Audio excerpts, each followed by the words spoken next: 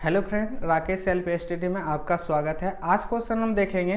तो आज हम देखेंगे हरी क्रांति से महत्वपूर्ण क्वेश्चन जो एग्जाम में बार बार पूछे जाते हैं। इसमें बहुत सारा क्वेश्चन पूछे जाते हैं कि इसका हरी क्रांति का जनक पूछे जाते हैं, इसी टाइप का क्वेश्चन पूछे जाते हैं। तो आज हम क्वेश्चन को देखेंगे कि हरी क्रांति के बारे में।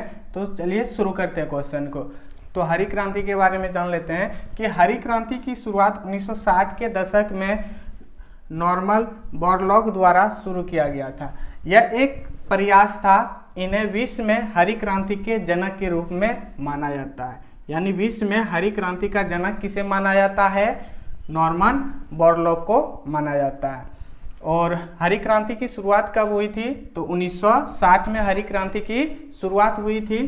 दूसरा नंबर क्वेश्चन देखते हैं कि नॉर्मन बोरलॉग जो था वो किस देश का रहने वाले थे? तो ये अमेरिका के रहने वाले थे।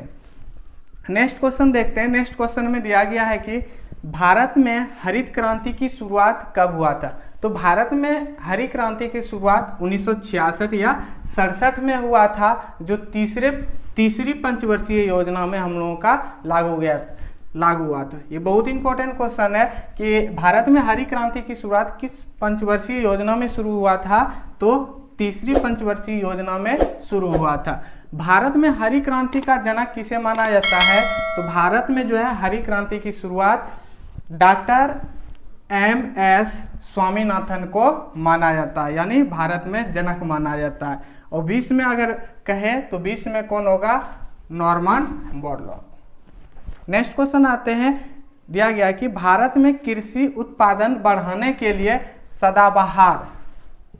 सदाबहार क्रांति शब्द का उपयोग किसने किया था? तो किसने किया था? Doctor MS. स्वामीनाथन ने किया था। और भारत में हरी क्रांति लाने का श्रेय किसे जाता है? तो किसे जाता है?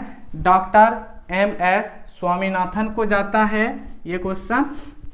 अब देखिए द्वितीय हरी क्रांति की शुरुआत कब हुई थी? तो द्वितीय हरी क्रांति की शुरुआत 1983-84 में हुआ था।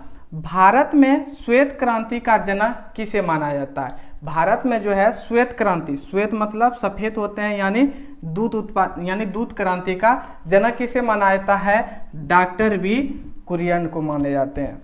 हरी क्रांति का सबसे अधिक प्रभाव जो पड़ा था किस पे पड़ा है? ऐसे तो गेहूं और चावल है, जो गेहूं का सबसे अधिक महत्व है, चावल से अधिक उत्पादक गेहूं का है, इसलिए अभी मान्यता दिया गया है गेहूं का।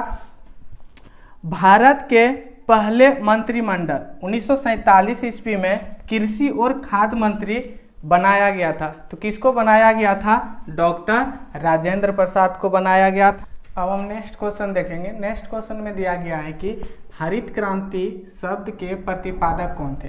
हरी क्रांति शब्द के प्रतिपादक कौन थे? तो ये कौन थे? विलियम यार्ड थे हरी क्रांति के। हरित सोना क्रांति किससे संबंधित है?